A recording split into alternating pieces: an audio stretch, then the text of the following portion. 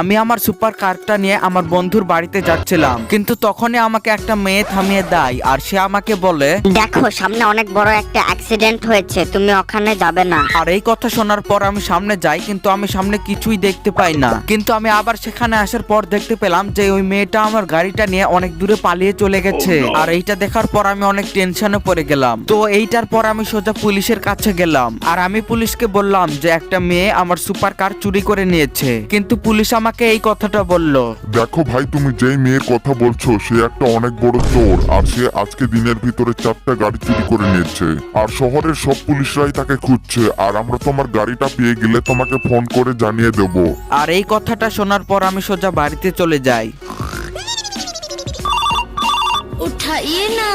আরে পুলিশেরা মনে হয় আমাকে কল দিয়েছে, তাড়াতাড়ি আমি আরেকবার কল দিয়ে দেখি তো।